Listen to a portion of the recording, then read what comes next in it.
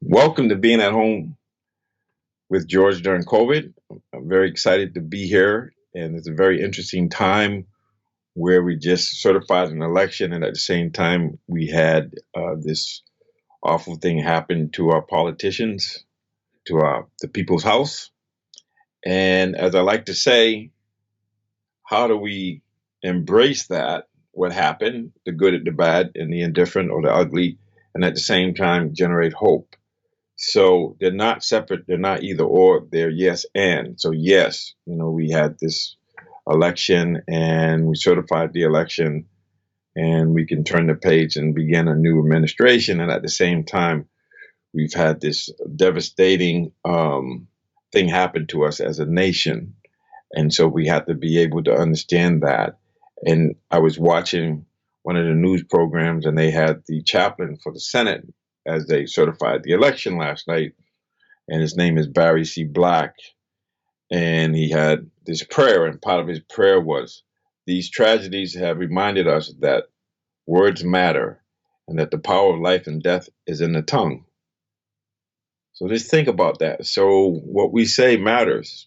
I like to say every thought we have is either making things better or worse. So the tongue is a reflection of what's in the mind or the thoughts. And so we need to understand that a lot of these tragedies do begin with our words. Our words matter. So we have to have, as he says, we have been warned that eternal vigilance continues to be freedom's price. And so we have the power of speech. We have the power of choice, and how we choose our words is really important. And so this whole idea of understanding what we're thinking, what we're seeing, what we're doing, but the doing comes about from the words, and it comes about from the thoughts and that sort of thing. So I was really moved by him. The tragedies have reminded us that words matter and that the power of life and death is in the tongue. And so if we know that, and if we also understand that you could look at what happened yesterday as pure darkness, and I like to see darkness as the absence of light.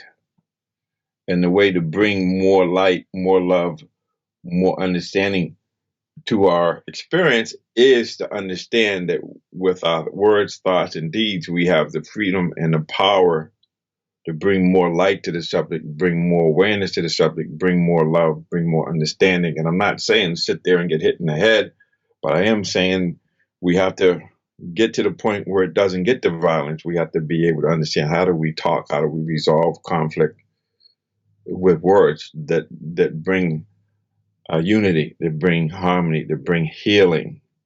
And when we talk about the light, that's a metaphor for awareness. But also, when we put things in the light of day, you can also say that sunlight is an antiseptic, or it's a way of purification.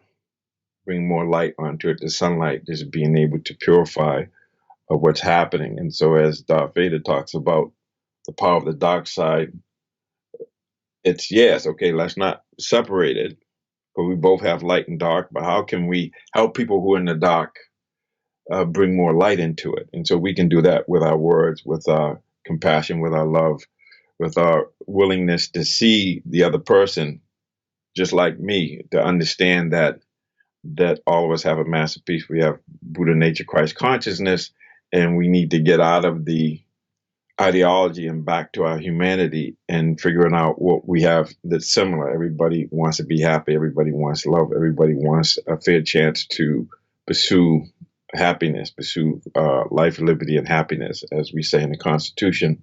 So it's really a time to really think about how we use words. The tongue determines life and death. And a lot of times when somebody just get diagnosed with COVID, or somebody loses a loved one, sometimes silence is helpful, but also giving a word of encouragement, of saying things and not blaming, not making people wrong.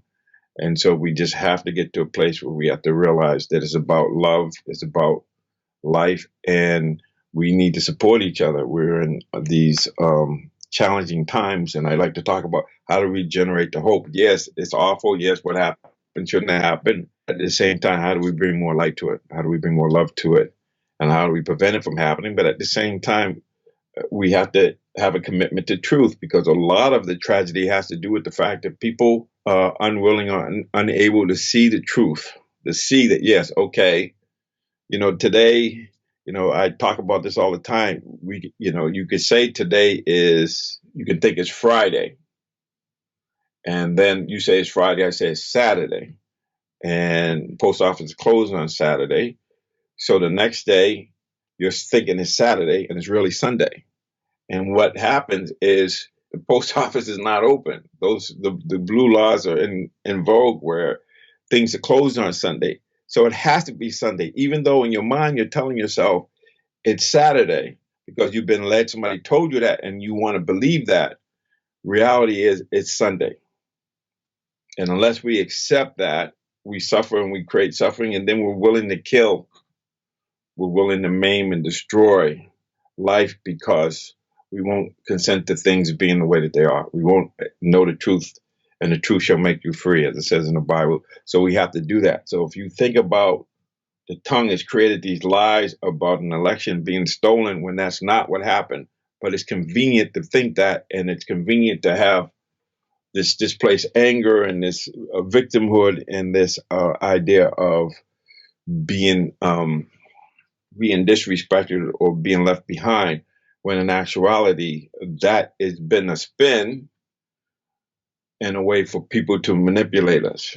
It's demagoguery. And so you can see on full, we got 70 million people or so that are not willing to consent to the truth because they're getting the information from tongues that have the power of life and death, that's leading to death, leading to darkness, because it's a lie. It's not true. We have to be willing to say, this is what happened. This is what really happened. There's no evidence. So we have to be able to see that. And it goes back to me. I think about when I have an addiction, if I don't consent to the fact that, yeah, maybe I have a problem. If I don't say, yes, I have a problem, I can't fix it. And if I don't have clarity, I can't fix it. And what Einstein said was, the significant problems we face today cannot be solved at the same level we were at when we first created them. So we have to change our consciousness. We have to look at things differently. We have to bring light to the subject and say, can I see things as they are, and then embrace the hurt, the pain, the frustration, whatever it is, because my guy didn't win, or because I've been misled or I've been ignorant about the situation. And then now, once I embrace that and feel that hurt, whatever it is, embrace it, and then generate the hope. Okay, now that I see it, how do I make things better? How can I bring more light to my life, more light to others? How can I be a service? How can I do things that bring harmony and that identify the other person with our basic humanity? Look at things that we can agree on, like life, liberty, and the pursuit of happiness. That's what the Constitution says. So everybody should have that right. One person shouldn't have a right, and you shouldn't have one person that gets treated when they protest, and another person gets treated differently because they look differently and they're perceived as a threat, whereas the people who are not perceived as a threat were more threatening because they did more damage because they weren't perceived as a threat. If you think about what happened yesterday. So we need to understand that. So in the perception or this idea, and so it's got to be, without reality, there's a lot of suffering. When we don't accept the truth, we suffer. And that's the truth of it. And the idea now is, how can we bring more light into the situation, into our life? And how can we be willing to know the truth, and the truth shall make us free? And that has to do with embracing the hurt, the pain, the frustration, and at the same time generating the hope. How can I relate to it in a way that brings more light to the subject, that brings more love, brings more compassion, brings more understanding?